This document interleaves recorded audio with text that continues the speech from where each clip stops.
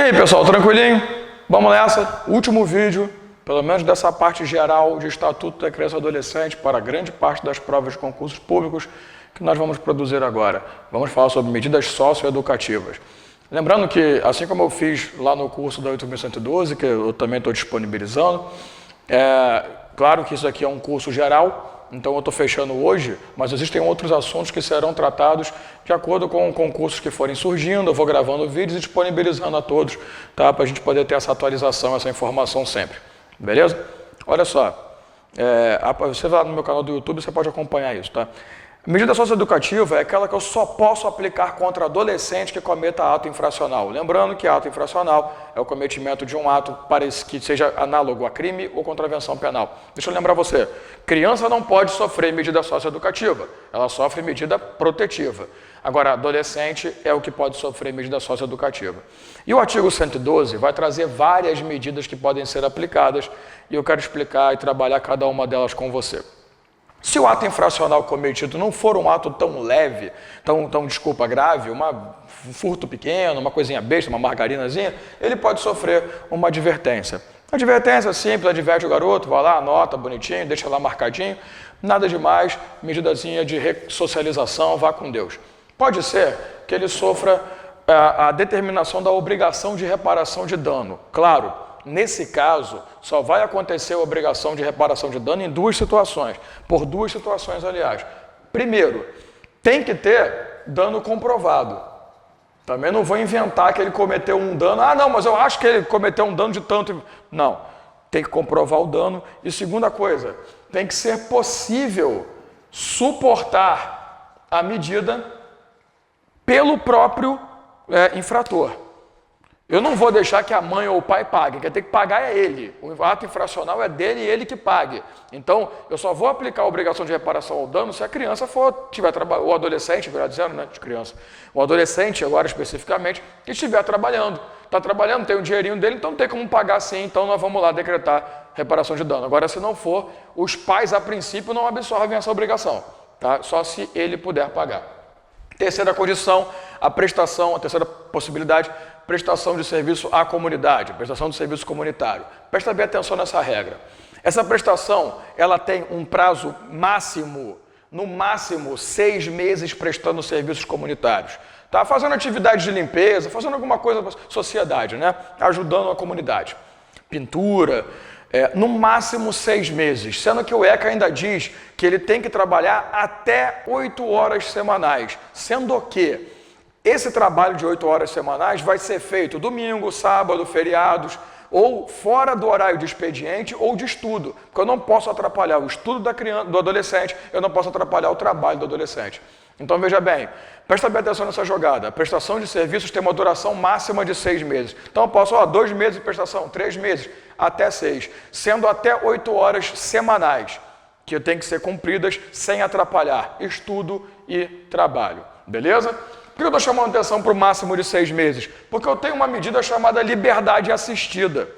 Você estará em liberdade, mas o juiz vai nomear uma pessoa para te acompanhar. Essa pessoa, ela que vai ser o seu assistidor, digamos assim. Você será assistido por ela. Então, uma pessoa nomeada pelo juiz vai te acompanhar na sua vida social, sua vida laboral, sua vida de estudos e vai gerar relatórios constantes sobre a sua evolução, sobre o que tem acontecido com esse adolescente. Olha que legal, a liberdade assistida já é de, no mínimo, 6 meses, podendo durar até o adolescente atingir a maioridade. Então veja bem a diferença. A prestação de serviço comunitário, máximo de 6 meses. A liberdade assistida, mínimo de 6 meses. Tranquilo? Belezinha. Bem fácil, né? Eu não estou querendo evitar a fadiga. Inserção em regime de semi-liberdade. Essa é a segunda medida mais pesada que nós temos, porque você será inserido num âmbito prisional, digamos assim, que você terá uma liberdade de vez em quando, semi-liberdade. Um período você estará preso, mas cuidado, eu tenho preocupação de usar o termo preso, porque o preso que eu digo aqui é às vezes atarefado dentro de uma instituição governamental de estudo, de trabalho, de alguma coisa, que não seja trabalho forçado nem cruel, óbvio, né? Mas ele vai estar inserido durante um tempo numa situação de não liberdade e durante um período terá uma liberdade. Preste atenção nessa função aqui. A inserção em regime de semiliberdade, ela pode ocorrer de forma direta. A primeira penalidade, ou melhor, a primeira medida, até eu caio na gente falar penalidade às vezes, a primeira medida a ser aplicada contra o adolescente infrator. Eu já chego e falo, olha só, amigão, eu vou te inserir nessa condição aqui. Pronto, semiliberdade. Ou pode ser uma progressão, porque a semiliberdade não é tão ruim, porque você vai ter um período sem liberdade, mas você tem períodos de liberdade. Então, o problema é quando você pega mais grave, que é a internação em estabelecimento educacional. Então entenda, a inserção em regime de semiliberdade pode ser uma progressão de medida.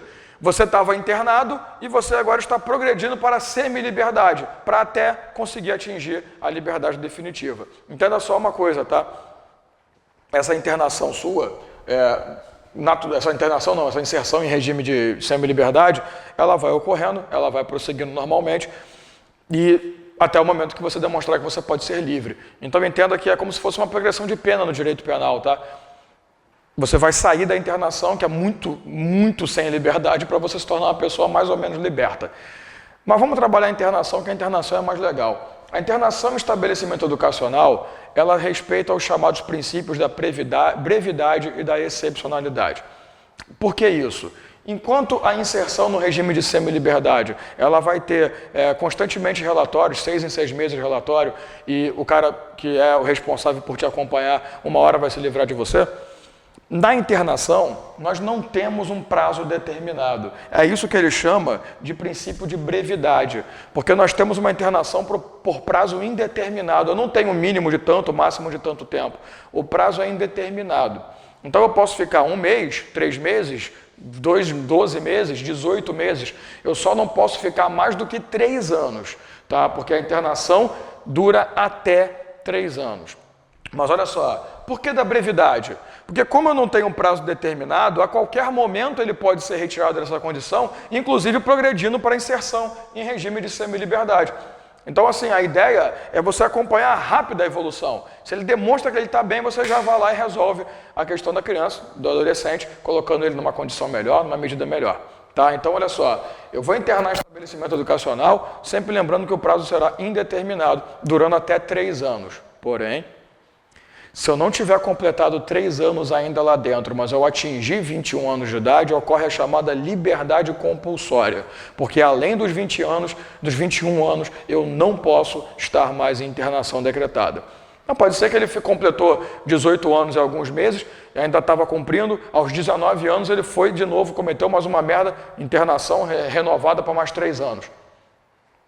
Aí, amigo, inclusive naqueles casos que a gente viu também do jovem adulto, o cara com 20 comete um ato infracional que a lei estabelece a aplicação do estatuto. Ele será internado em estabelecimento educacional.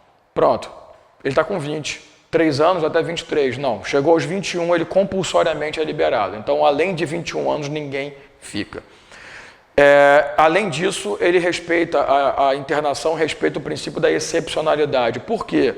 Dada a sua gravidade, dada a gravidade do ato, eu só vou aplicar a internação em 3 situações muito fortes. A primeira, eu cometi um ato infracional com grave ameaça à pessoa ou com violência. Então, não só eu cometi um roubo, mas além do roubo eu ameacei matar, eu dei coronhada, eu espanquei, aí eu sou internado. Percebe a diferença entre inserção e regime de... Porque se eu cometi um ato delituoso, fracional, melhor dizendo, né? Ato infracional, delituoso vai aparecer direito penal, eu já falei para não usar essa porra, eu mesmo uso. Se eu cometi um ato infracional, mas eu não tive grave ameaça ou violência nesse ato, eu posso ser inserido em regime de semiliberdade. Agora, se teve, direto na internação. Segundo, reiteração de prática de ato infracional grave, né?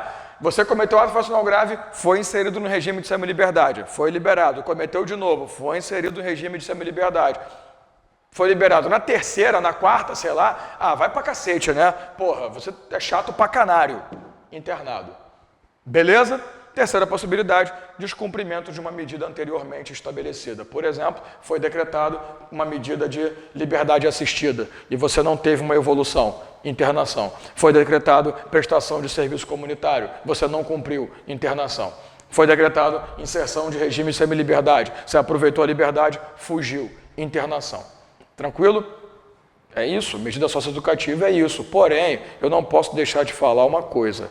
O adolescente, lembre-se lá do segundo vídeo de princípios, o tal do princípio da proteção integral. Os direitos dados ao adulto também são dados ao adolescente. Então o ECA e a criança, o ECA trouxe aqui direitos e garantias processuais que são dadas ao adolescente infrator. Eu queria que você olhasse elas comigo, está na tua tela, o artigo 106.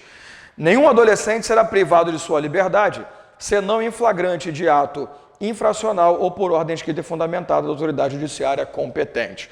Significa que não adianta ele cometer um ato infracional, se entregar e já vai ser preso. Não, ele só vai ser preso. Né? Preso, se bem que você vê que ele não usa o termo preso, né? Ele fala restringida a sua liberdade, não vai perder a sua liberdade, que seriam esses dois casos aqui. Tá? Ele só vai passar por isso se por acaso ele for pego em flagrante delito ou tiver uma ordem escrita e fundamentada por autoridade judiciária competente, uma autoridade de juiz de vara de infância e adolescência que decrete essa restrição de liberdade. Beleza? Continuando. Parágrafo único. O adolescente tem direito à identificação dos responsáveis pela sua apreensão, devendo ser informado de seus direitos. Né, o cara não pode ir de toca ninja, escondendo o nome para poder, né, interditar o garoto. Não é assim que funciona.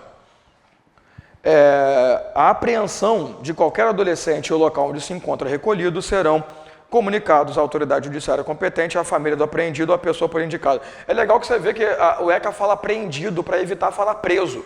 Mas os mesmos direitos que estão aqui estão no artigo 5º da Constituição Federal como direitos do preso. Então a gente só fez uma cópia e colocou aqui, apreendido, porque não é preso, porque eu não posso punir, porque eles são inimputáveis, segundo o artigo 228 da Constituição. Então vamos lá. Quando você é apreendido, você tem direito, aliás, a pessoa que cometeu a apreensão, ela tem que informar a autoridade judiciária competente, até porque o juiz vai verificar se a apreensão foi legal, se foi ilegal ele vai mandar liberar, né? E também a pessoa da família do apreendido ou, atenção para o ou, a quem ele indicar. Porque às vezes ele fala assim, rapaz, não avisa para minha mãe não, se mamãe souber, a mamãe vai ficar louca, a mamãe vai morrer, a mamãe está infartando, avisa para o meu vizinho que o meu vizinho vai me ajudar. Então, perceba que o direito é muito chato com e ou. Eu aviso ao juiz e mais uma pessoa. Essa pessoa pode ser da família ou indicada pelo apreendido. Parágrafo único. Examinar-se-á desde logo sob pena de responsabilidade, possibilidade de liberação imediata. Aquilo que eu te falei de avisar o juiz, né, porque o juiz pode decretar essa liberação. Artigo 108. A internação antes da sentença pode ser determinada pelo prazo máximo de 45 dias. Atenção, muita atenção para o artigo 108. A internação em estabelecimento educacional ela pode vir como caráter liminar. Eu estou na ação judicial que pode decretar isso, então eu vou por caráter liminar. Por liminar eu decreto já a sua internação. Beleza, só que essa internação não pode ser mais de 45 dias. Então, eu sou internado prévio a uma decisão judicial definitiva, então essa internação não pode durar mais do que 45 dias. Beleza? Continuando, nós temos o artigo 109. O adolescente civilmente identificado não será submetido à identificação compulsória pelos órgãos policiais, proteção judiciais, salvo para efeito de confrontação, havendo dúvida fundada. Se o adolescente está com identidade, CPF, ele não precisa ser levado à delegacia para registrar, né, a impressão digital ou para tirar fotinha lá com o número de preso, né, no caso dele apreendido, até porque ele se identificou civilmente. Agora, se as autoridades perceberem que há o cara olha a foto, olha para o garoto, fala, vocês não são a mesma pessoa não, parceiro. Uma dúvida fundada, uma dúvida que tenha fundamento, né? Então essa dúvida ela pode afastar a identificação civil, identidade CPF, né, ou qualquer outro comprovante, e realizar identificação criminal. Esses são os direitos estabelecidos ao apreendido. Existem garantias também, vem comigo, artigo 111.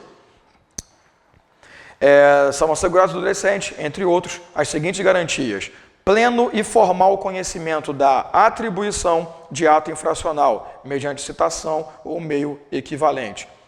Ficar sabendo que ele vai responder pelo que fez. Igualdade na relação processual, podendo confrontar-se com vítimas e testemunhas e produzir todas as provas necessárias à sua defesa. A garantia do contraditório e ampla defesa que todos detêm. Defesa técnica por advogado. Claro, se ele vai responder por um processo, ele pode constituir advogado. Assistência jurídica gratuita, judiciária, gratuita e integral aos necessitados na forma da lei. Defensoria pública para os comprovadamente pobres ou hipossuficientes da relação. Direito de ser ouvido pessoalmente pela autoridade competente. Claro, né, a autoridade tem que perguntar a ele, né, ele vai testemunhar perante a autoridade normal. Ele será interrogado por autoridade competente. Direito de solicitar a presença de seus pais ou responsável em qualquer fase do procedimento. Respeitar o artigo 111 é respeitar o 110, que determina que ninguém será apreendido e recolhido à internação ou inserção em regime de semi-liberdade sem o devido processo legal.